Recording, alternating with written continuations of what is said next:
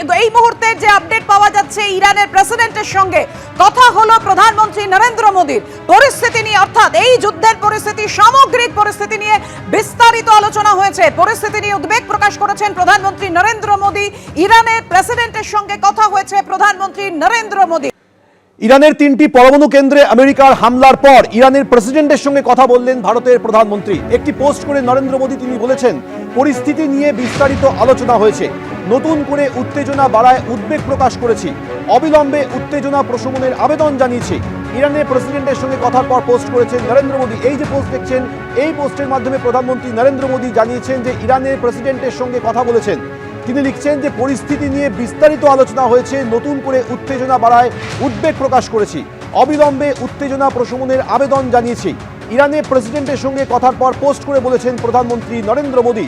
আলোচনা এবং কূটনীতির মাধ্যমে সমস্যা সমাধানের আহ্বান জানিয়েছেন প্রধানমন্ত্রী নরেন্দ্র মোদী। আপনারা জানেন যে ইসরায়েল এবং ইরানের মধ্যে সংঘাত তীব্র থেকে তীব্রতর আকার নিয়েছে, আমেরিকা হামলা চালিয়েছে। তারপর ইরানের প্রেসিডেন্টের সঙ্গে কথা বললেন প্রধানমন্ত্রী নরেন্দ্র মোদী। রাজর্ষি দত্তগুপ্ত আমাদের প্রতিনিধি এই মুহূর্তে টেলিফোনে রয়েছেন। রাজর্ষি, ইরান এবং ইসরায়েলের মধ্যে সংঘাত তীব্র থেকে তীব্রতর হয়েছে, আমেরিকা হামলা চালিয়েছে ইরানের 3টি পরমাণু কেন্দ্রে, পরিস্থিতি জটিল হতে পারে এরপর বলে অনেকে আশঙ্কা প্রকাশ করছেন। এই অবস্থায় ইরানের প্রেসিডেন্টের সঙ্গে কথা বললেন প্রধানমন্ত্রী। দেখো, প্রথমেই বলবো যে ইরান এবং ইসরায়েল এই দুই দেশের সঙ্গে ভারতবর্ষের কূটনৈতিক এবং অর্থনৈতিক সম্পর্ক রয়েছে এবং সেটা গভীর সম্পর্ক রয়েছে।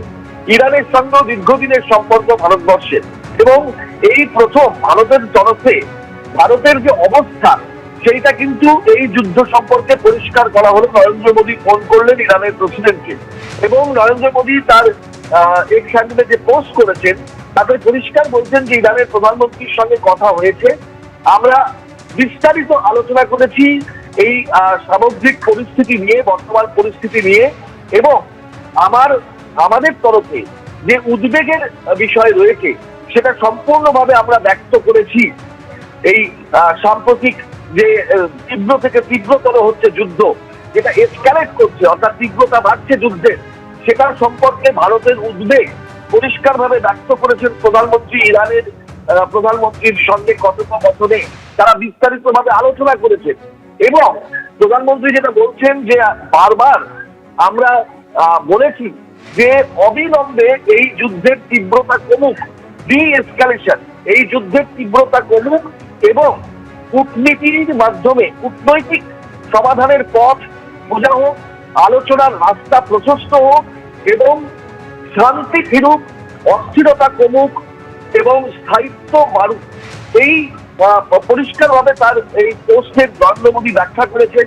ইরানের প্রধানমন্ত্রীর সঙ্গে তার কথোপকথনের মধ্যে দিয়ে ভারতের অবস্থান কি, ভারত চাইছে ইরান ইসরায়েলের যুদ্ধের তীব্রতা অবিলম্বে কমুক, আলোচনার রাস্তা খুলুক এবং কূটনৈতিক উপায়ে সমাধানের পথ খোঁজা হোক।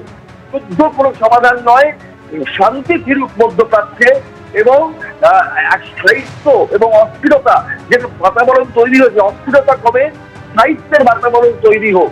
এইটা পরিষ্কারভাবে প্রধানমন্ত্রী আজকে ইরানের প্রধানমন্ত্রীর সঙ্গে কথোপকথনে ব্যক্ত করেছেন, এবং এটাই প্রধানমন্ত্রী নরেন্দ্র মোদী পোস্ট করে জানিয়েছেন।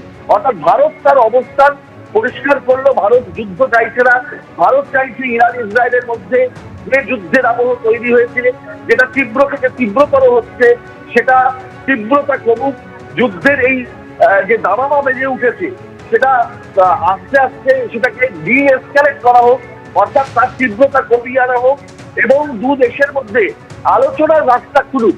আলোচনার রাস্তা যখন খুলবে তখনই কিন্তু কূটনৈতিক উপায়ে সমাধানের পথ প্রশস্ত হবে এবং শান্তি ফিরবে। এই প্রস্তাব ভারতের তরফে বলা হয়েছে। নরেন্দ্র মোদী বলেছেন প্রধানমন্ত্রী হিসাবে ভারতের অবস্থান, এবং ভারত চাইছে যে অবিলম্বে শান্তি ফিরুক, অস্থিরতার বাতাবরণটা যাতে সুস্থ স্থায়ী স্থায়িত্বের একটা বাতাবরণে পরিণত হয়, সেইটাই ভারত চাইছে। ধন্যবাদ তোমায়।